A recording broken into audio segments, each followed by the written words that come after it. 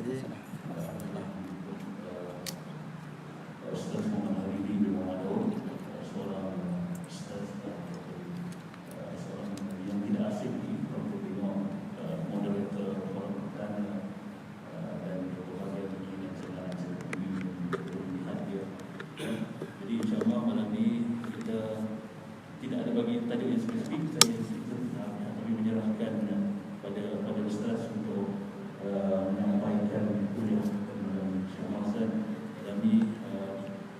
Bolehlah sampaikan apa yang ada di minda Ustaz. InsyaAllah pulang pada Ustaz biasanya kalau kita ada nak lebih masa tu kita akan azan isyak dulu dan bersama sekejap lah. Pulang pada Ustaz, kita berserahkan Ustaz. Jadi tanpa mengingatkan masa ini, ya seorang menyerahkan kepada Ustaz Muhammad Habibie untuk menyampaikan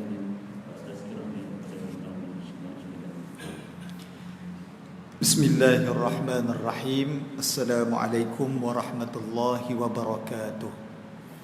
Alhamdulillahi rabbil alamin.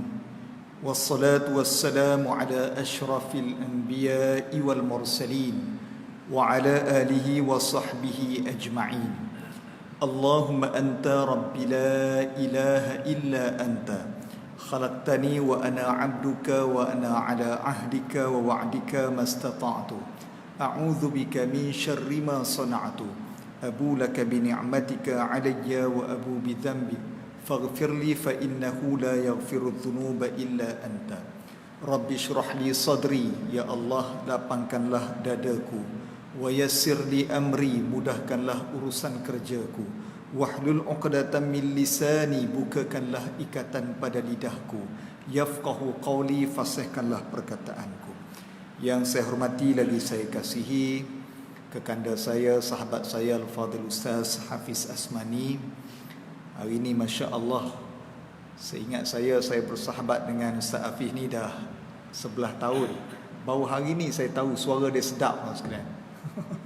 Sedap jadi imam. Sebelum ni dia senyap sekalian. Kalau dia ada program dengan kami, dia suruh orang lain jadi imam. Hari ni saya dapat dengar live, masya-Allah. Lepas ni boleh dicalonkan sebagai imam besar Masjid Tuanku Mizan aku.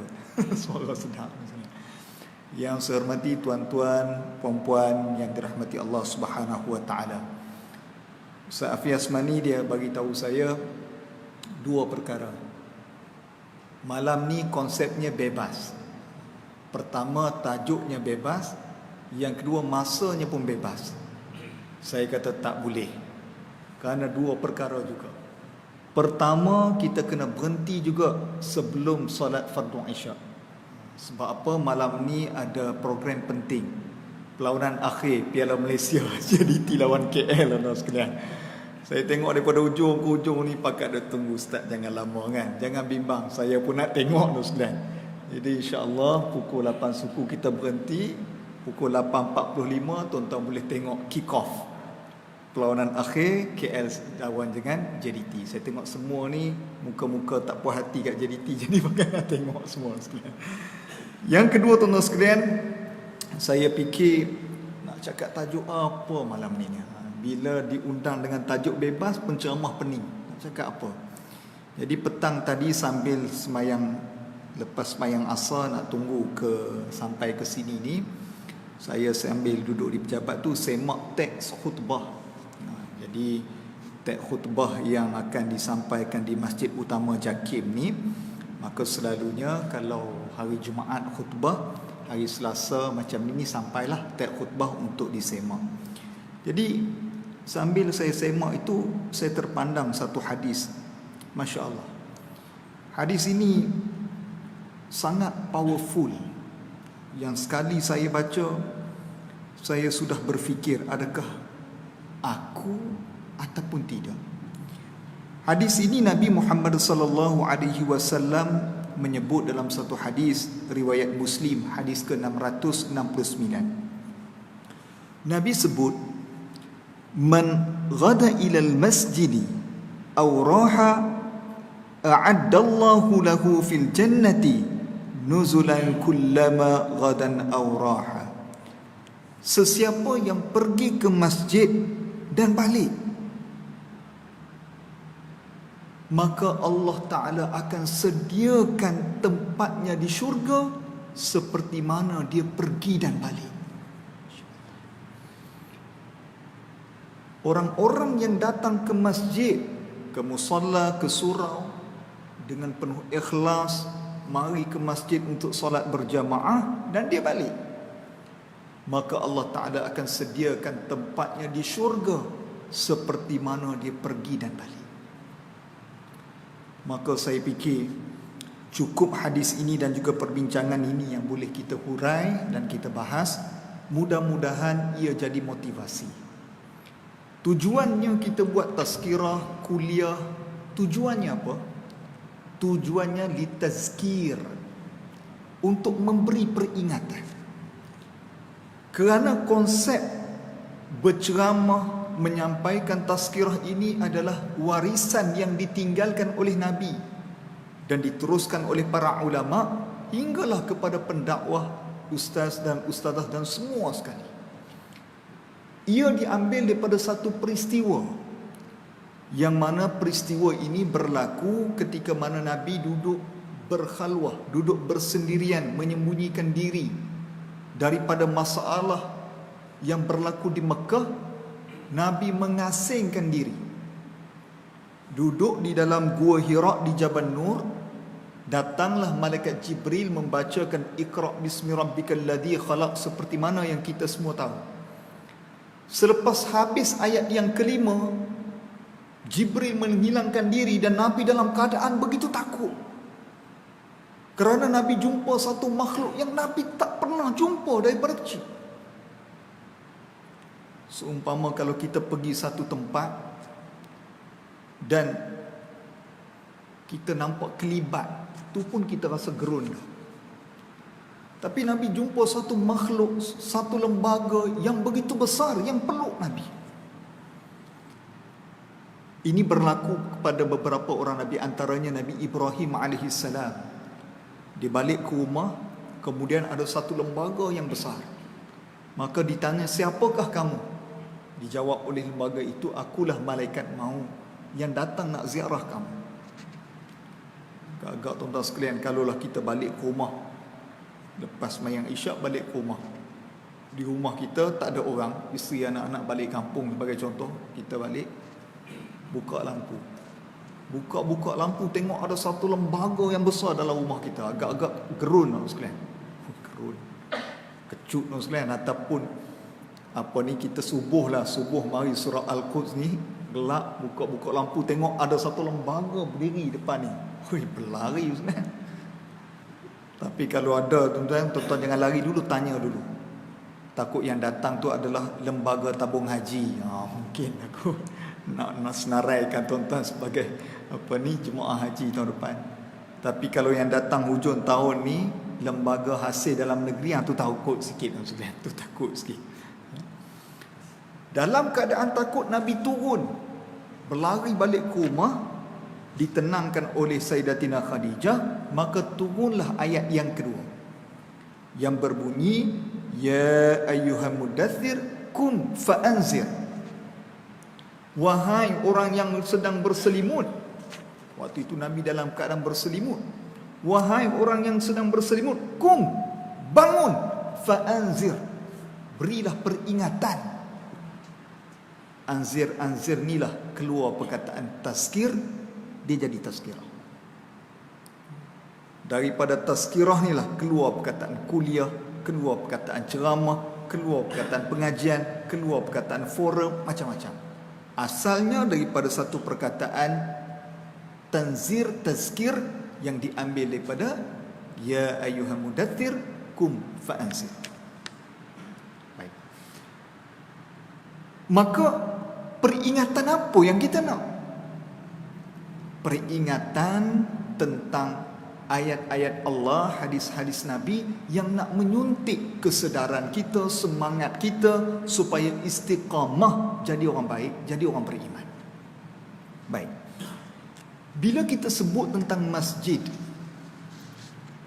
masjid ini adalah satu perkataan yang kita ambil daripada bahasa Arab yang dimelayukan, antara perkataan yang tidak diubah oleh Dewan Bahasa.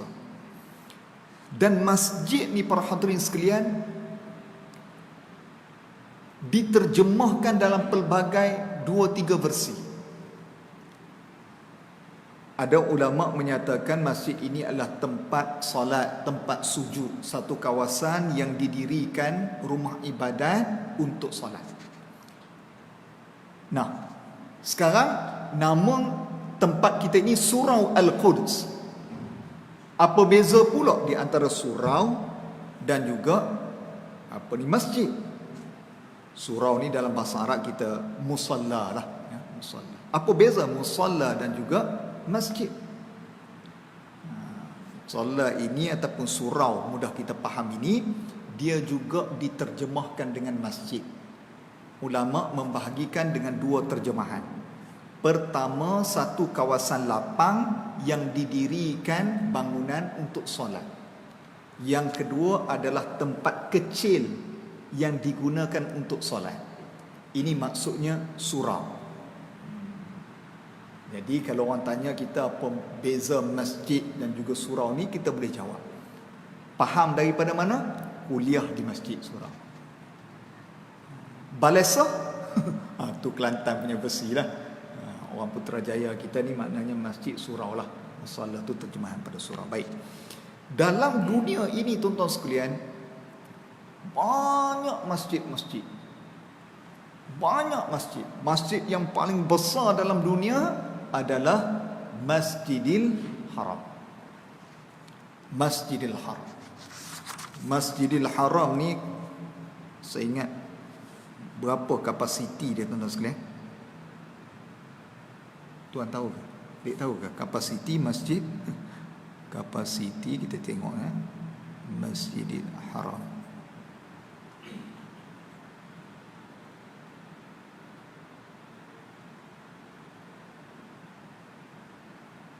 Masjidil Haram boleh memuatkan,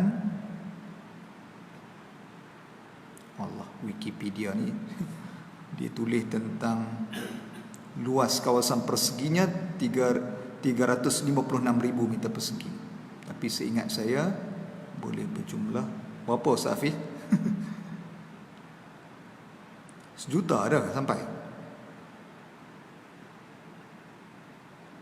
4 juta, insya-Allah 4 juta sekalian. Maknanya kalau tuan-tuan boleh semayang depan Kaabah tu rezeki Allah Ta'ala. Maknanya dalam 4 juta orang boleh masuk ni, tuan-tuan boleh semayang depan Kaabah. Allah, ini kena syukur banyak-banyak sekalian. Yang kedua, masjid terbesar iaitulah Masjid Nabawi. Saya mungkin kot separuh daripadanya lah kot. Kita anggaplah katakan 2 juta ataupun kita kata 3 juta. Kalau kita boleh semayang duduk dalam raudhah, itu nikmat besar yang Allah Ta'ala bagi. Makna boleh masuk 3 juta kita yang semayang dalam raudhah. Ini tuan-tuan kena syukur, masya-Allah. Sekarang ni duk lalu di Facebook kita kawan-kawan yang dah pergi ke Mekah buat umrah sebagai Allah, terasa sekali. Saya masuk surau kita ni tadi, saya ingat kali terakhir saya mari tahun lepas kan. Tahun lepas. Waktu tu tuan-tuan menggunakan kapet yang diberikan oleh Jawi. Kapet second hand, saya ingat lagi. Pengarah Jawi ada satu. Saya masuk tu ni, masya-Allah, semayang kepala tenggelam sekalian. Sedap dengan warnanya, dengan seni corak dia macam Masjid Nabawi. Teringat saya kata, ya Allah, pandai tuan-tuan pilih, sedap. Allah. Masjid terbesar sekali di Asia Tenggara, nama dia apa tu, di Jakarta tu, tuan-tuan pernah pergi kan? Istiqlal, Masjid Istiqlal, 2 tingkat. Saya pernah sampai sekalian. Hebat Masjid Istiqlal ni tuan-tuan sekalian. Dia punya masjid ada radio rasmi Istiqlal FM. Kemudian dia punya kuliah dia macam kita sedang menonton forum perdana Ehwal Islam live tuan sekalian.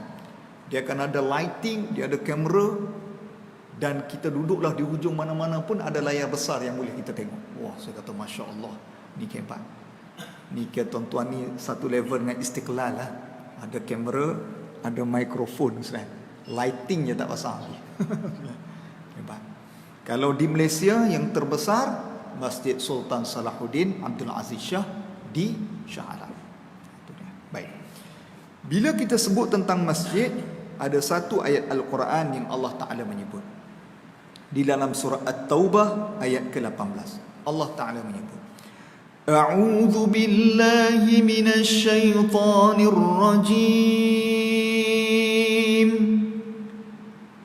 Innama ya'muru masajidallahi man amana billahi wal yawmil akhir wa aqamas salah وأقام الصلاة وآتى الزكاة ولم يخش إلا الله فعسى أولئك أن يكونوا من المهتدين صدق الله العظيم. Sedap speaker tuan-tuan ni. Patut Ustaz Hafiz baca bukan main lagi. Allah. Tahniah tuan-tuan sekalian. Allah Ta'ala menyebut, innama, sesungguhnya orang yang memakmurkan masjid. Di dalam tafsir Al-Azhar, Hamka mentafsirkan, innama ya'muru masajidallah, sesungguhnya orang yang memakmurkan masjid. Hamka menterjemahkan innama. Apabila kita baca Quran dan sampai kepada ayat ini, perkataan innama ya'muru, innama ini kata Hamka dalam bahasa Arab sebut sebagai adatul hazr, iaitu alat perbatasan. Ha sad ra, hazr, perbatasan, yang membawa maksud terbataslah orang-orang yang memakmurkan masjid. Itu maksudnya. Bahkan Hamka mengatakan ya'muru ini diterjemahkan sebagai meramaikan masjid, orang yang datang ke masjid. Maka maksud dia adalah innama ya'muru masajidallahi man amana billahi wal yawmil akhir. Maksudnya adalah terbataslah orang-orang yang datang ke masjid, iaitulah orang yang beriman kepada Allah dan hari akhir. Orang-orang yang tidak beriman kepada Allah dan hari akhirat terkeluar daripada mereka yang memakmurkan masjid. Orang-orang yang datang ke masjid hanyalah orang-orang yang beriman kepada Allah dan hari akhir. Itu maksudnya. Kemudian Allah Ta'ala menyebut wa aqamas salah wa ataz zakat. Orang yang salat dan mengeluarkan zakat. Soalan, kenapa Allah Ta'ala mengaitkan ayat tentang memakmurkan masjid dengan semayang dan juga zakat? Sedangkan ibadah ini banyak. Tapi kenapa Allah Ta'ala hanya kaitkan masjid dengan semayang dan juga zakat? Kata Ibnu Abbas, salat dan juga zakat inilah maksud kepada ibadah.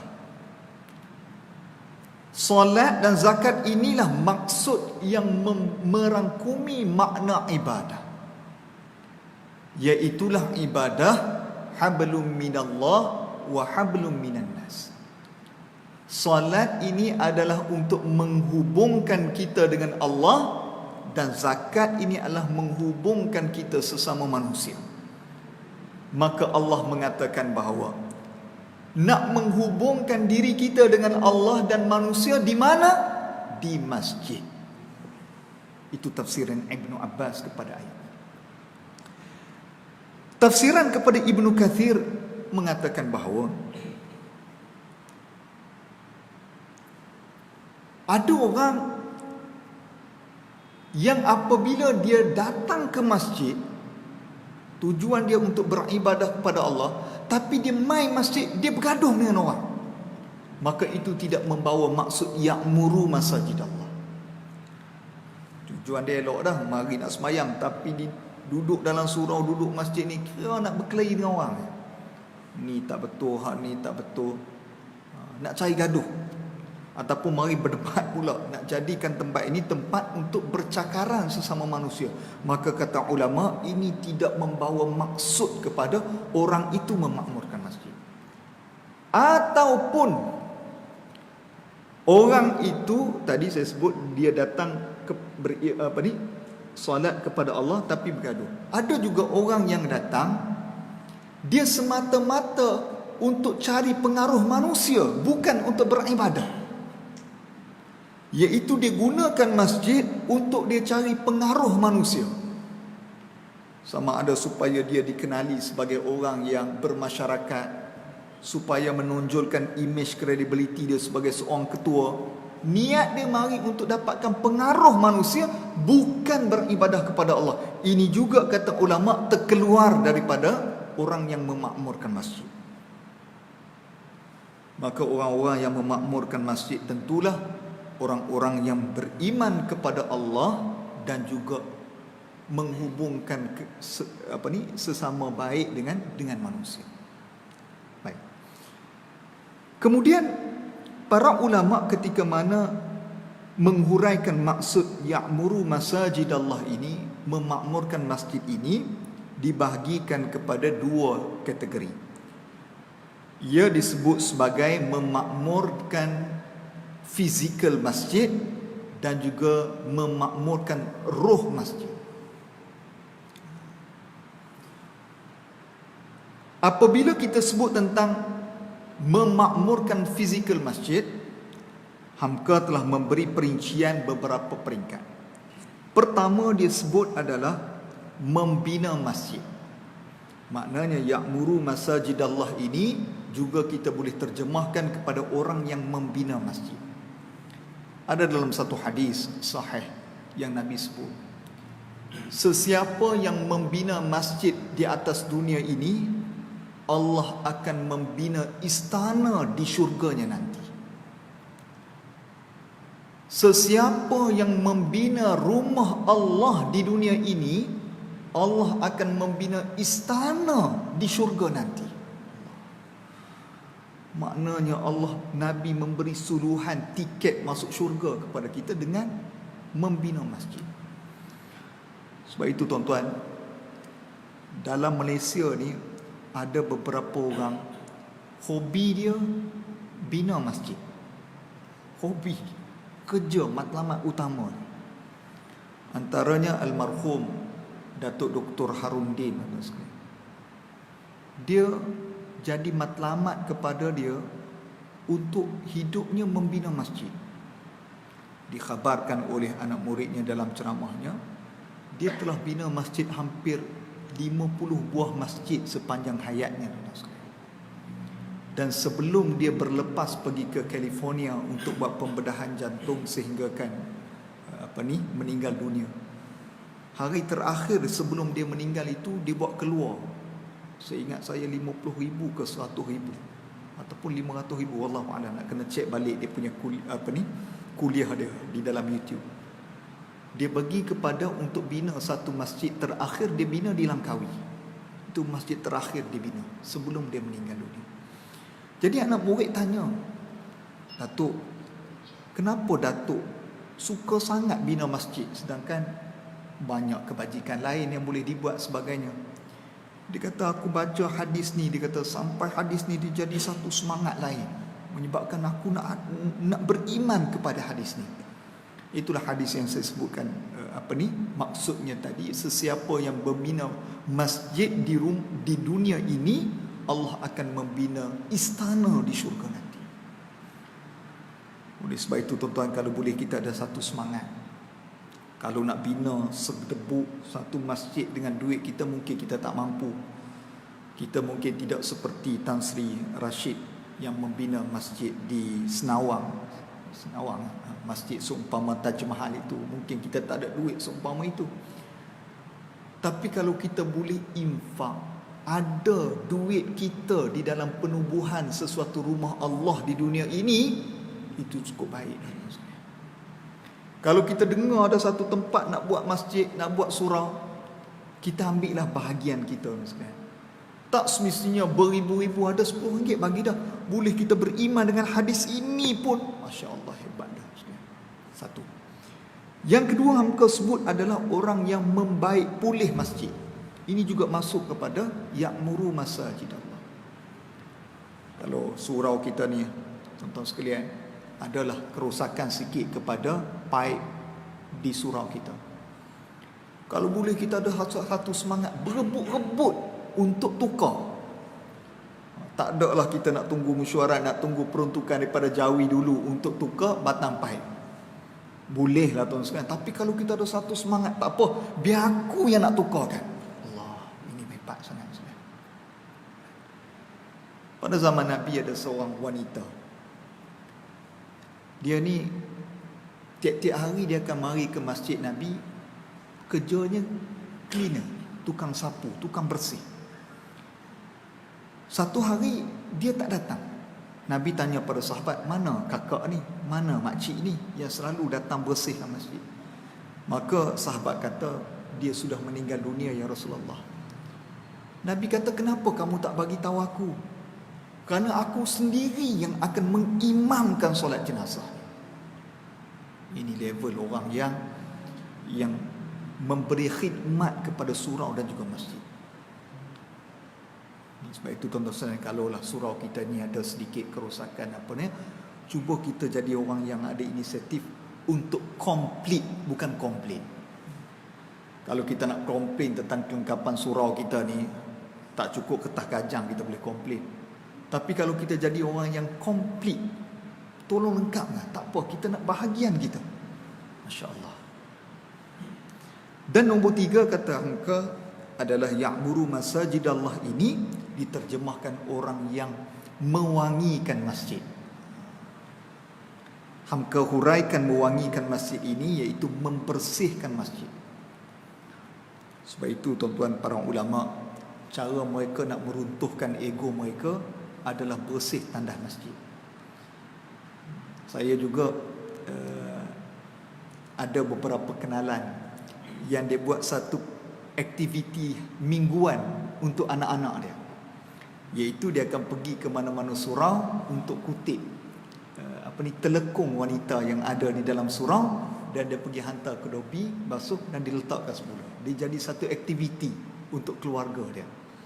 Saya menarik juga kalau kita boleh buat aktiviti untuk kita bersihkan surau. Mungkin kita bawa anak kita bersih sebagainya. Mudah-mudahan kita termasuk orang yang membersihkan. Yang kedua, hamka kata mewangikan masjid. Nabi suka wangi, dan kalau kita pergi ke Masjid Nabawi, dia ada tiang, beberapa tiang di dalam raudhah.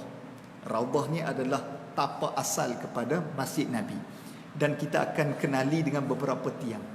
Kalau tuan-tuan berada di belakang, kita katakan ni makam Nabi, kemudian di sebelahnya itu dipanggil satu tiang apa ya, untuk Nabi bertemu dengan delegasi. Yang belakang dia itu dikenali sebagai tiang wangi. Nanti tuan-tuan boleh pergi Google, tuan-tuan jumpalah. Tiang wangi ni adalah tempat Nabi solat tahajud.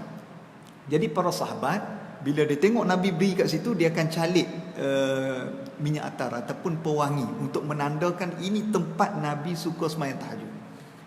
Dan Nabi suka wangi-wangian.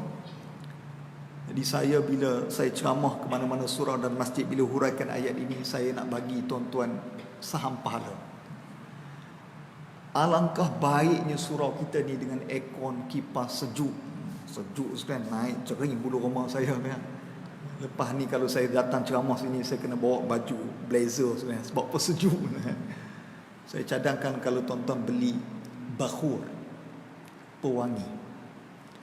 Nabi dia suka bakhur. Bakhur ni kayu gaharu yang dibakar. Dia keluar wangi.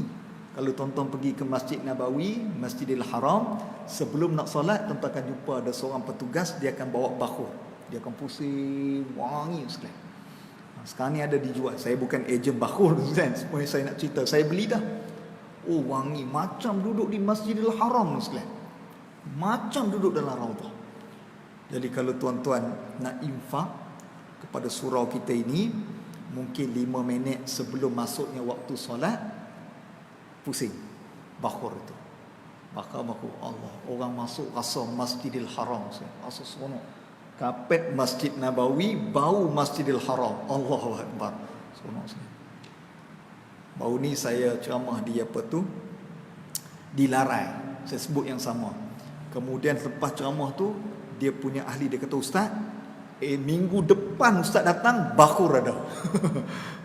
Memang saya datang minggu depan, dia sendiri yang infak, dan tiap-tiap kali sebelum solat Jumaat dia akan pusing bakhur. Rasa di masjid di surau Larai. Jadi kalau surah Al-Quds ini nak cuba, Masya Allah, tuan-tuan jadi 3 masjid yang terhebat di dalam dunia. Apanya tuan-tuan sekalian? Baunya Masjidil Haram, kapetnya Masjid Nabawi, suraunya Masjid Al-Quds Palestin. Hebat tuan-tuan sekalian. Perfect 100 markah. Kalau tuan-tuan nak dapat ya'muru masajidallah, inilah. Baik. Kemudian ayat ini menyambung, walam yakhsha illallah, dan orang yang memakmurkan masjid, mereka tidak takut kecuali takut kepada Allah Subhanahu wa taala. Orangnya bila dia rapat dengan masjid ni, dia tak takut kepada benda lain dah. Dia hanya tunduk dan patuh kepada Allah Subhanahu wa taala. Kemudian Allah Taala menyebut fa'asa ulaika an yakunu minal muhtadin. Dan orang-orang yang memakmurkan masjid, Allah Taala akan memberi petunjuk kepadanya. Petunjuk bagaimana yang Allah beri kepada orang yang datang masjid ini? Antaranya dihurai oleh para ulama dalam pelbagai maksud. Salah satunya adalah Allah Ta'ala bagi petunjuk melalui pengisian-pengisian yang ada di dalam masjid. Apabila kita mari ke masjid ni lah, baru kita faham perkataan innama ya'muru ini membawa maksud terbataslah orang-orang yang datang ke masjid dengan beberapa ciri.